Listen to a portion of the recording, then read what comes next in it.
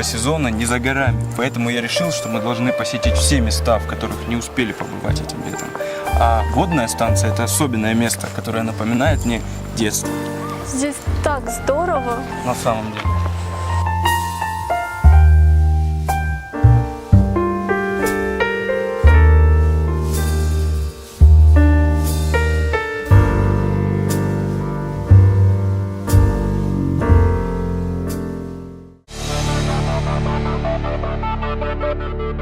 Все мы знаем, Тома, что наша республика богата своими достопримечательностями и красивыми местами.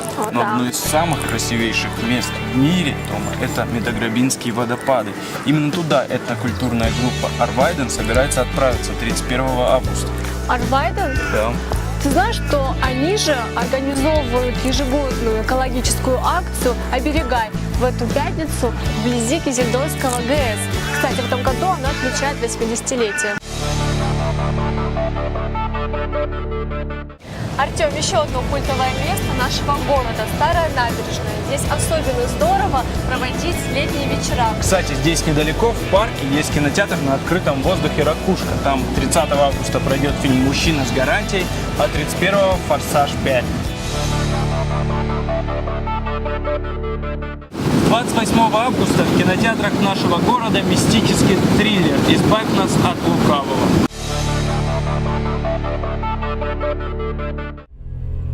Милая, это моя работа.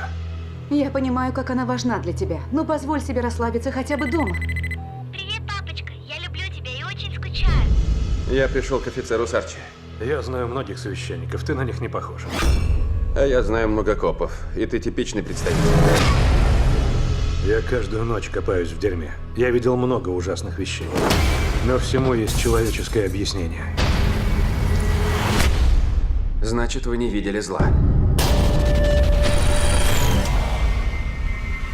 Это сумасшедшая жалуется на странные звуки. Шум. После вас. Что это за надписи? Я видел два типа зла в этой жизни. Второстепенное – это зло человеческой природы. И первостепенное – нечто совершенно иное. Его так просто не побороть. На этой записи 3 голоса. Один голос 5-летней девочки. Мамочка.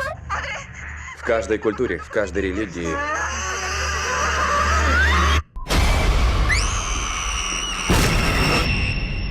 начнем.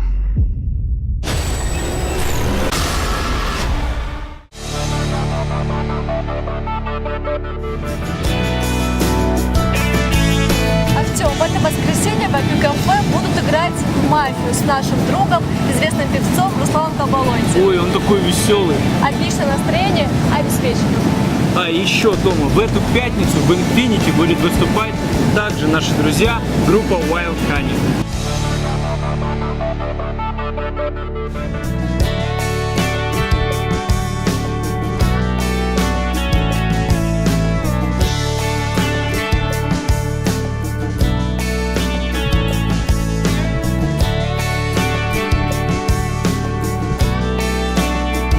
Тома, забыл тебе сказать, что в ночь с 30 на 31 в клубе 49 будет грандиозная вечеринка. Все диджеи с нашего города, приглашенные МС с Пятигорска и много-много всего интересного будут там. Это будет действие проходить всю ночь до утра. Будет очень круто, надо пойти обязательно. Пойдем прогуляемся. Пойдем.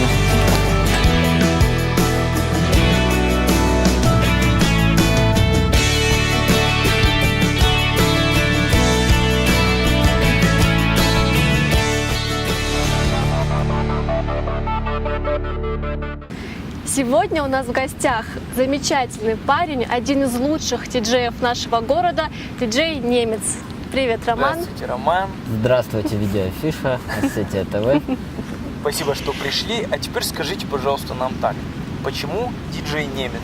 Ой, это долгая история на самом-то деле, но корнями уходит очень далекое мое детство. Немец еще с детства я, потому что фамилия у меня немецкая. У меня фамилия Круп, и со школы как-то вот само прозвище Немец пошло еще со школы. наверное, вот так вот. И так и закрепилось. А потом уже долго не думая, я немец.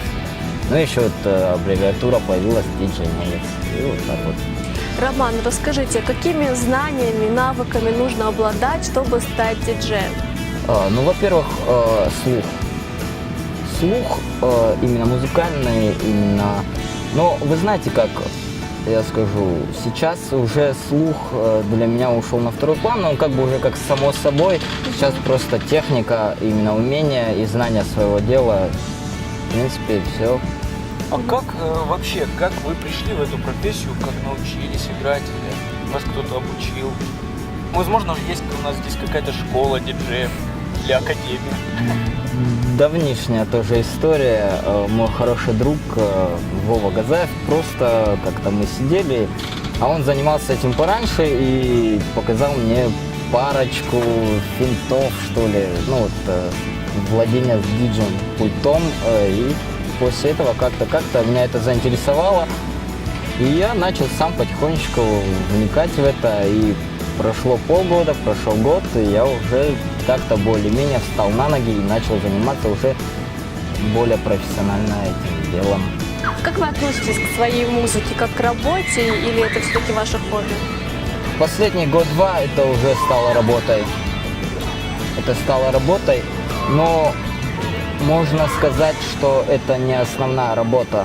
Я сейчас более-менее ухожу от диджейства, ну, уже более другими вещами начинаю заинтересовываться. То есть это работа, касаемая арт-программ, организации программ, организации вечеринок, арт-деятельности.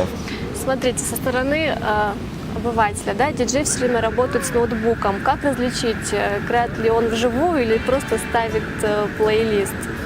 Вы знаете, я к этому отношусь очень лояльно, то есть неважно, с чего бы то он не играл, главное, чтобы он играл хорошую музыку, чтобы самое главное, добрую музыку, и чтобы людям это нравилось. Ну теперь напоследок, наверное, самая вкусненькая, грандиозная вечеринка в 49, закрытие летнего сезона.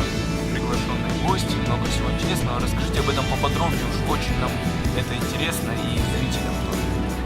Ну так вот лето все-таки пролетело, начну так, много было хорошего, добрых вечеринок было очень большое количество.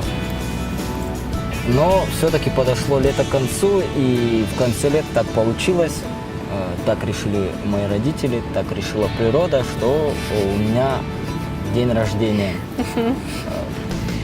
Вечеринка давно планировалась, так получилось, что 49 пройдет. Будет очень много гостей, моих друзей. Много будет диджиков, как я их называю, по-доброму диджеев. Все ребята очень опытные, очень профессиональные. Считаю, что лучшие диджеи города поиграют у нас. Ну и я там полчаса поиграю, повеселюсь тоже вместе с гостями. В общем, друзья, приходите, будет очень круто. Жду вас в гости. Осетия ТВ, видеофиша. Обязательно придем. Спасибо вам большое, Роман, за это замечательное интервью на импровизированном пикнике. И надеемся, что мы с вами еще не раз увидимся. Обязательно придем на вашу вечеринку. Поздравим вас с днем рождения одного из лучших диджеев нашего города. Ну а нашим телезрителям хотим сказать... Ждем вас в новом сезоне. Вместе с нами афиша на Осетия ТВ. 2 сентября в 16:00 в зале нотно-музыкальной библиотеки будет показан проект Анастасии Хорошиловой «Старые новости». В этот же день в Национальном гостеатре оперы и балета пройдет литературно-музыкальный вечер «In Memoriam». Оба мероприятия пройдут в память о Бесланской трагедии.